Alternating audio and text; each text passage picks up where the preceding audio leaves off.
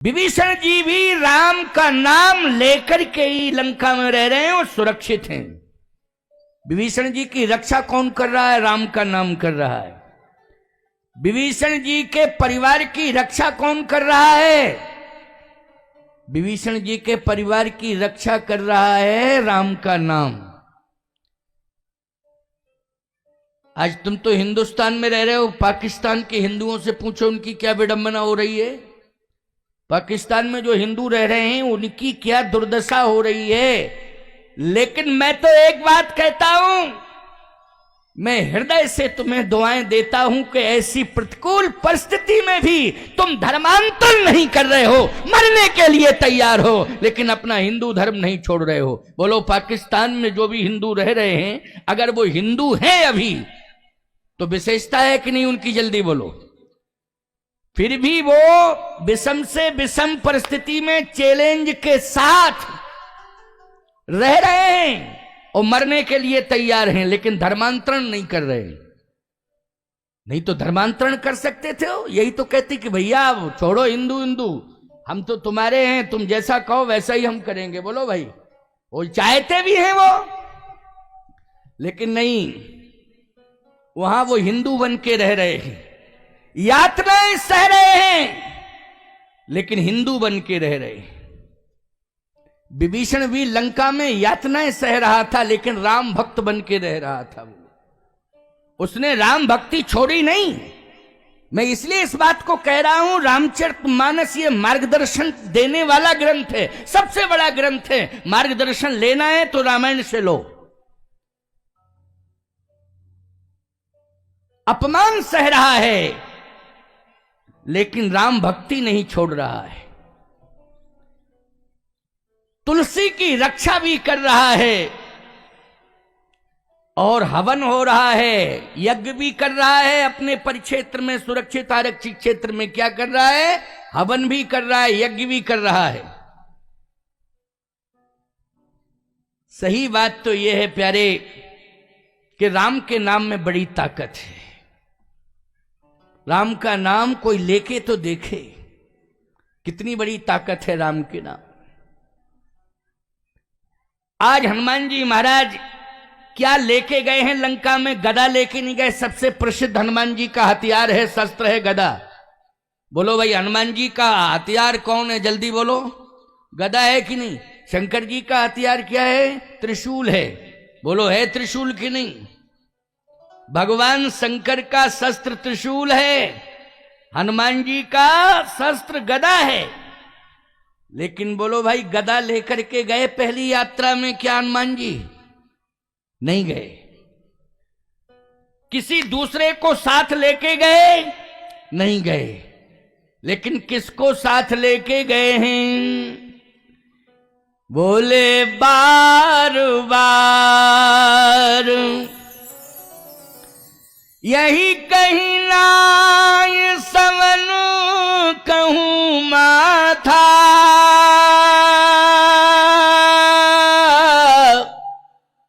हरस चले ही धर रघुनाथा।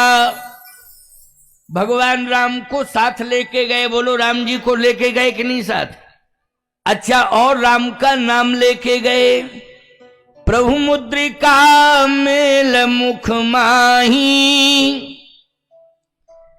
प्रभु मुद्रिका मेल मुख माही। अब उस मुद्रिका में क्या है? राम नाम अंकित यति सुंदर।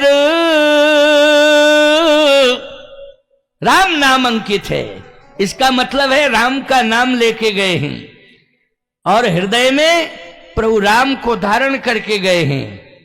जहां पर राम का नाम होगा और जहां प्रभु राम पर विश्वास होगा, वहां बाल बांका हो ही नहीं सकता है प्यारे, रक्षा होगी होगी। इसलिए हनुमान जी ने इस यात्रा से यह सिद्ध करके बता दिया है कि शस्त्र में जितनी ताकत नहीं है जितनी राम के नाम में ताकत है। इसलिए राम का नाम कवच है तुम्हारे लिए, सबके लिए। क्या है राम का नाम? बोलो, कवच है। एक बात बताओ, गाड़ी में बैठ के जा रहे हो, वो हथियार लिए हो हाथ में, शस्त्र लाइसेंस लिए हो, बैठे हो अपनी गाड़ी में और गाड़ी चली जा रही है। इत्तेफाक से एक्सीडेंट होगा तो उस समय रक्षा कौन करेगा तुम्हारी? जल्दी बोलो, जल्दी बोलो, कौन करेगा? उस समय बंदूक करेगी। क्या कर रहे हो? क्यों भाई? बंदूक क्या करेगी उस समय? बंदूक का पता नहीं चलेगा, तुम्हारा पता नहीं चलेगा। क्यों भाई? बंदूक कहीं फेंकेगी और तुम कहीं फेंकोगे। बोलो उस समय कौन रक्षा करेगा? ईमानदारी के साथ बताओ। डॉक्टर बाद में इलाज करेगा, एम्बुलेंस भी बाद में आएगी, अस्पताल भी बाद में पहुंचोगे। बोलो भाई, पहुंचोगे कि नहीं? सोर्स सिपारा संपत्ति परिवार ये सब बाद में पहुंचेंगे। बचोगे तो पहुंचेंगे, नहीं तो सीधे स्मशान पहुंचोगे। क्यों भाई? बचोगे तो ये सब पहुंचेंगे। लेकिन मैं एक बात कहना चाहता हूं, अगर भगवान पर तुम्हें भरोसा है और भगवान का नाम तुम लेते हो तो उस समय तुम्हारी रक्षा राम का नाम करेगा, विश्वास कर लेना। राम का नाम। इसलिए हनुमान जी ने इस यात्रा में गदा का त्याग किया है, नहीं ले गए गदा, जबकि हमेशा लिए रहते थे। बिना गदा के हनुमान जी रहते ही नहीं, पहचान ही है ये। लेकिन लंका की पहली यात्रा में हनुमान जी बोलो क्या लेके गए? जल्दी बोलो। राम का नाम लेके गए। राम को लेके गए और राम का नाम लेके गए। गदा वदा नहीं, शस्त्र की कोई जरूरत नहीं। अच्छा भैया, पहुंच गए हनुमान जी, देखा वातावरण क्या। हनुमान जी ने जब समुद्र पार किया तो समुद्र पार किसी भी जलाशय को आप पार करोगे तो दिन में करते हो। आप तो नर्मदा तट के वासी हो। अच्छा बोलो, नर्मदा जी में नाव चलाने वाला केवट भी सूर्यास्त के बाद आपको पार नहीं करेगा। क्यों करेगा क्या? अच्छा हमको तो ना अंदाज नहीं है, तुम लोग तो पास में ही रहते हो। करता है क्या? सूर्यास्त के बाद वो क्या कह देता है? जवाब दे देता है, नहीं नहीं अब नाव नहीं चलेगी। वो बात अलग है, तुम जबरदस्ती बुलाओ और दबाव दो कि ले कैसे नहीं जाओगे, ले जाना पड़ेगा तुम्हें। अलग बात है कि कहां ले जाए फिर तुमको, वो हम नहीं जानते। क्यों भाई? वो कहां ले जाए तुमको ये हम नहीं जानते हैं। लेकिन सही बात तो ये है कि सूर्यास्त के बाद नाविक तैयार नहीं होता है कि हम नाव से पार करें, ये नियम है। इसलिए सूर्य के किरण में ही, प्रकाश में ही जलाशय को पार करना चाहिए। हनुमान जी ने भी समुद्र पार जो किया है ना, वो समुद्र पार सूर्य के किरण में किया है। प्रभात मतलब उसमें सूर्य के किरण में, प्रभात नहीं है उस समय, सूर्य की पूर्ण किरण है और पूर्ण प्रकाश है सूर्य का। प्रभात नहीं है, पूर्ण प्रकाश है। अच्छा, हनुमान जी ने जब पूर्ण प्रकाश में समुद्र को पार किया तो जल्दी लांग गए, अचरज नहीं, थोड़ी ही देर में पार कर गए हो। लेकिन लंका में घुसे तब टाइम क्या है? लंका में प्रवेश किया तो टाइम क्या है? पुर रखवारे देख बहु कपि मन कीन विचार, अति लघु रूप धरो निसी, नगर करो पै सार। अति लघु रूप धरो निशी। हनुमान जी समुद्र के तट पर खड़े खड़े सोच रहे हैं कि रात्रि हो तब प्रवेश करेंगे, जबकि हनुमान जी महाराज सूर्य के प्रकाश में ही समुद्र पार कर चुके हैं। लेकिन ये क्यों सोच रहे हैं कि रात्रि होगी तब प्रवेश करेंगे? अपरिचित गांव में रात्रि में प्रवेश नहीं किया जाता है, दिन में किया जाता है। अपरिचित गांव, और यदि अपरिचित गांव में आपने प्रवेश कर लिया रात्रि में तो पहले तो गांव के कुत्ते ही, क्यों भाई,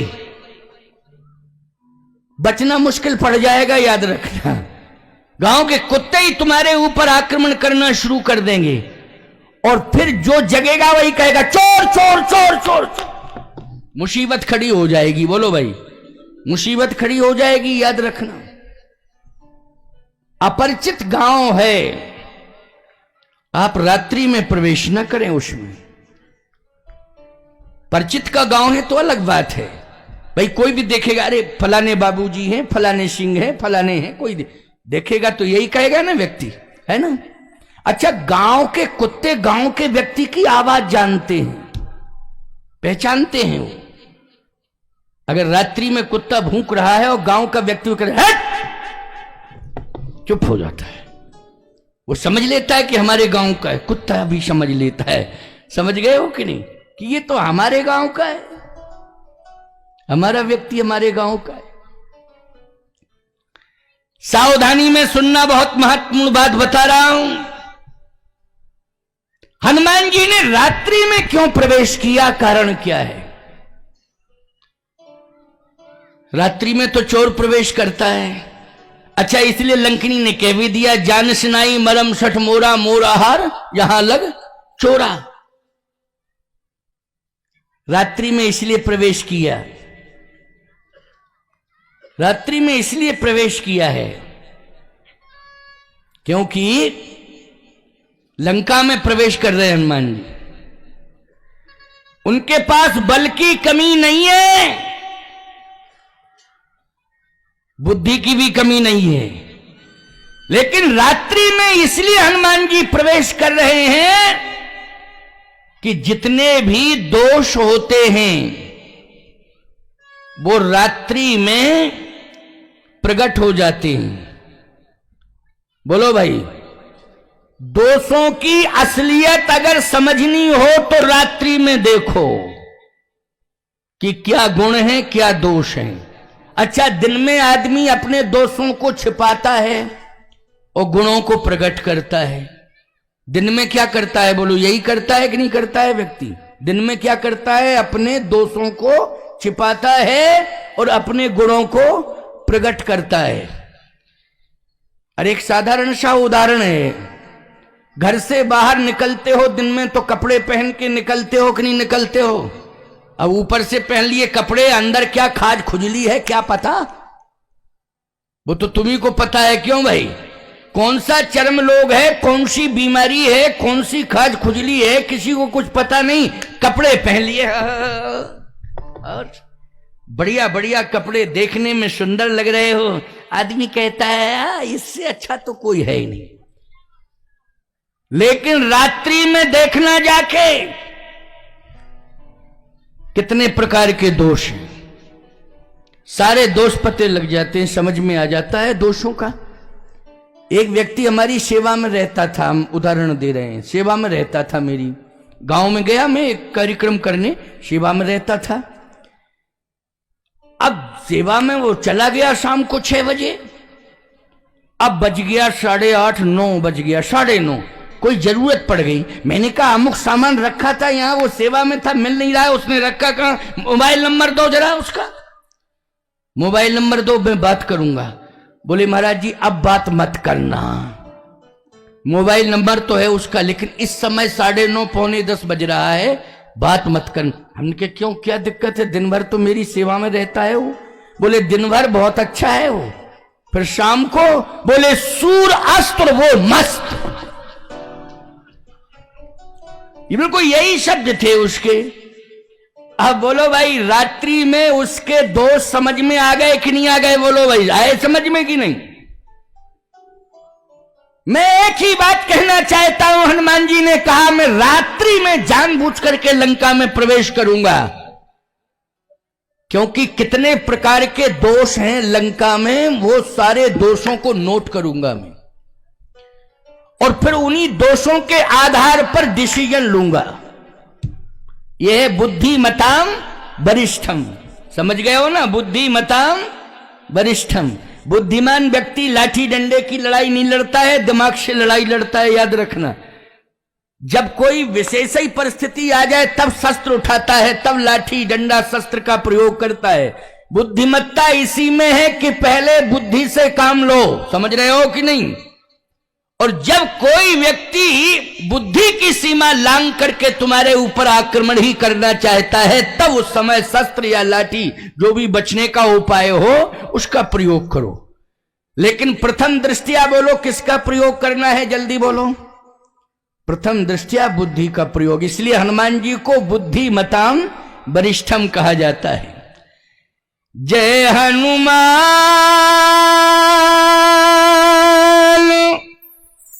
ज्ञान गुण सागर,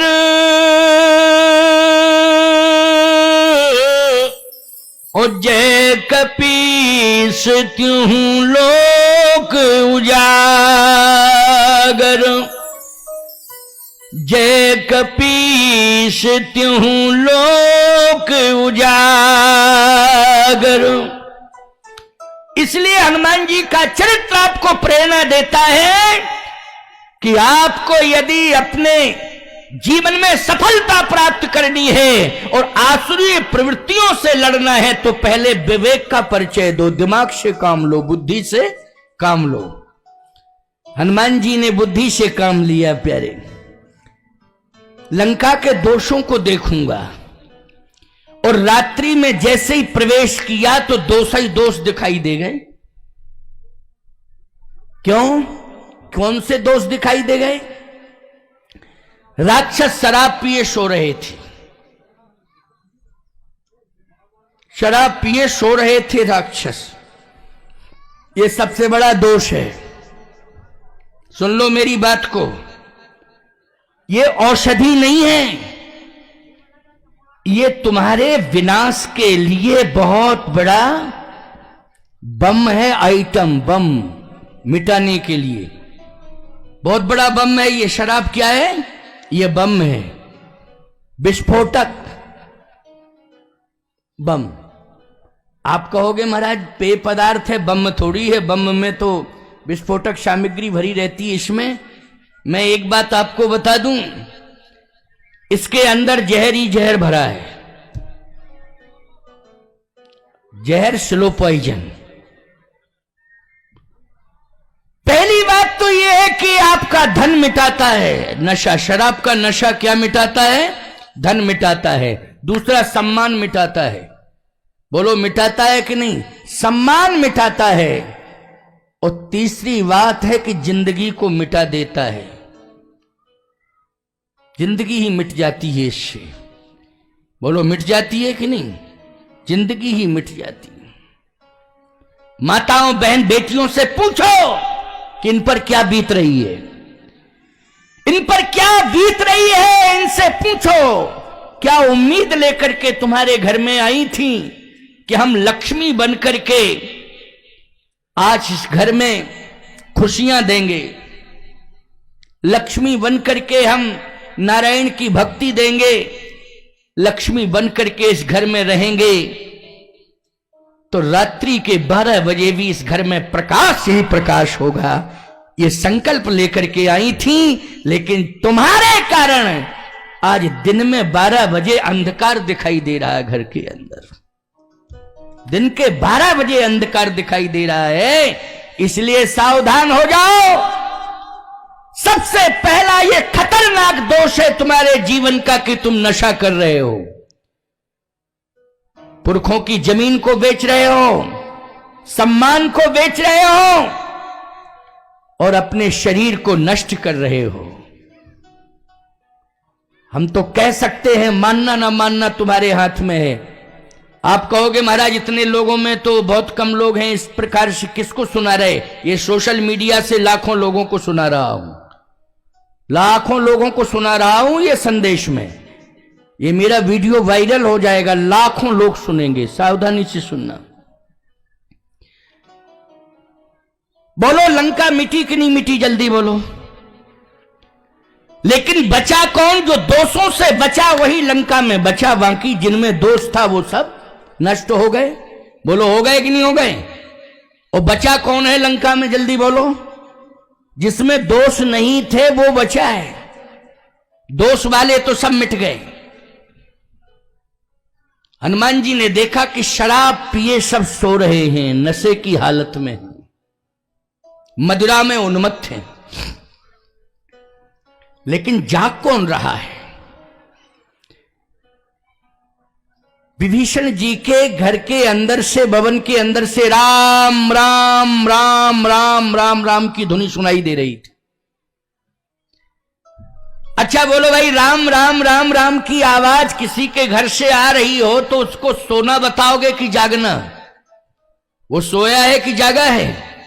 वो जागा है, सोया नहीं है। हनुमान जी ने जब जाके देखा तो कहा वातावरण लंका में, पूरी लंका में वातावरण केवल यही पवित्र दिखाई दे रहा है, बाकी तो सारी जगह दोष ही दोष। यहां गुण दिखाई दे रहा है। गुण क्या है? बोले रामायुध अंकित गहे, रामायुध अंकित ग्रहे, शोभा बरनी न जाए, नव तुलसी का वृंद तह, देख हरस कपिराए। जहां पर उदासीनता आ जाए पहुंचने पर, याद रखना वहां दोष है, और जहां पहुंचने पर प्रसन्नता आ जाए वहां क्या है? गुण है। इस बात को समझ लो। इसलिए ऐसा वातावरण तुम्हें घर का बनाना है कि कोई भी तुम्हारे दरवाजे पर पहुंचे, चाहे रिश्तेदार हो चाहे महात्मा हो, कोई भी तुम्हारे घर पर पहुंचे, प्रसन्नता आ जानी चाहिए। प्रसन्नता कब आएगी? जब तुम्हारा घर दोष मुक्त होगा, तब प्रसन्नता आएगी।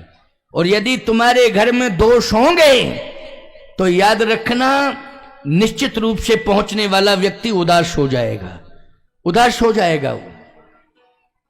इसलिए भगवान से मैं प्रार्थना करना चाहता हूं कि हे प्रभु, जिनके घरों में दोष हों, यदि वो प्रयास से दूर ना हो रहे हों, तो आप कृपा करके उस घर के दोष को दूर कर दीजिए। मैं भगवान से यही प्रार्थना करूंगा। प्रयास के बाद भी अगर दूर नहीं हो रहे हैं तो भगवान की कृपा से तो होंगे। प्रभु चाह लेंगे तो सब कुछ हो जाएगा। बोलो हो जाएगा कि नहीं हो जाएगा? और बोलो आज लंका का जो विनाश हो रहा है, हनुमान जी जाना नहीं चाहते थे, भेजा किसने है? बोलो भेजा किसने है हनुमान जी को लंका? जल्दी बोलो। भगवान राम ने भेजा है? किसने भेजा है? भगवान राम ने भेजा है हनुमान जी को, जाओ लंका। प्रयास करना कि लंका में जो दोष है वो दूर हो जाए, दोष है वो दूर हो जाए। प्रयास करना। हनुमान जी ने प्रयास किया है, सुनते जाओ, एक एक बात सुनते जाओ। हनुमान जी ने प्रयास किया है। कैसे किया है? देखा कि सारी लंका के राक्षस सो रहे हैं, लेकिन एक जगह वातावरण इतना पवित्र है कि दीवार से आवाज आ रही है, राम राम राम राम राम। आपका महाराज दीवालों से आवाज नहीं आती है। दीवाल के अंदर कोई बोल रहा होगा? नहीं नहीं, विभीषण की श्वासाएं चल रही थी, उन श्वासाओं से राम राम राम राम निकल रहा था, लेकिन दीवाल से भी राम राम राम राम शब्द निकल रहा था। भक्तमाल की कथा है, 1 सेकंड का उदाहरण दे रहा हूं आपको। भक्तमाल में एक कथा आती है। श्री एकनाथ जी की पत्नी जो भी काम करती थी, बड़े अच्छे महात्मा थे एकनाथ जी, जो भी काम करती थी वो भगवान का नाम लेकर के काम करती थी। जैसे झाड़ू लगा रही है तो एक ही धुनी, हे कृष्ण गोविंद हरे मुरारे, हे नाथ नारायण वासुदेव।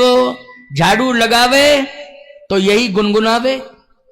बर्तन मलती थी, हे कृष्ण गोविंद हरे मुरारे, हे नाथ नारायण वासुदेव। रसोई के अंदर प्रवेश करती है, आटा लगा रही है, हे कृष्ण गोविंद हरे मुरारे, हे नाथ नारायण वासुदेव। भोजन में भी स्वाद आता था, आएगा कि नहीं आएगा बोलो भाई? प्रेम से भोजन बनाया जाएगा तो स्वाद आएगा। लेकिन तुम आटा लगाती हो तो क्या कहती हो? यही कहती हो, हे कृष्ण गोविंद हरे मुरारे, या राम राम सीताराम राधे श्याम, किसका नाम लेती हो?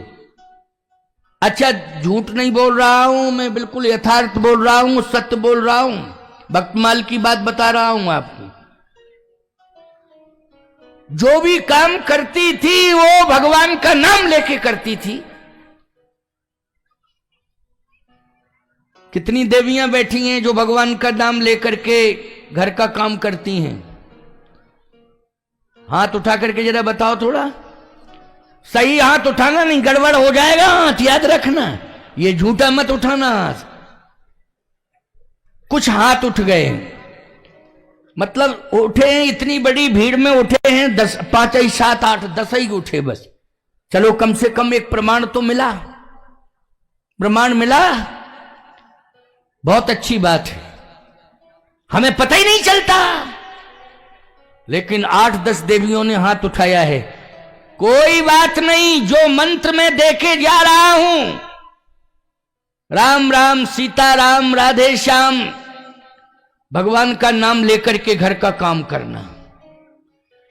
भगवान का नाम लेकर के अगर तुम घर का सारा काम करोगी तो घर के अंदर जितने दोष होंगे भगवान के नाम से सब दूर हो जाएंगे। ये मैंने स्पष्टीकरण दे दिया है। ये कार्य तुम्हें करना, तुम ही परेशान हो, तुम ही रो रही हो सबसे ज्यादा। बोलो भाई, तो तुम ही परेशान हो, तुम ही रो रही हो, तुम ही लो ना, भगाओ दोषों को। भगवान का नाम पारू दिवस निस ध्यान तुम्हार कपाट, लोचन निज पद जंत्रित प्राण जाए कहीं बाट। भगवान का नाम रक्षा करेगा। विभीषण के ऊपर कोई प्रहार नहीं कर पाया, जितने क्षेत्रफल में रहता था कोई दोष नहीं प्रवेश कर पाया।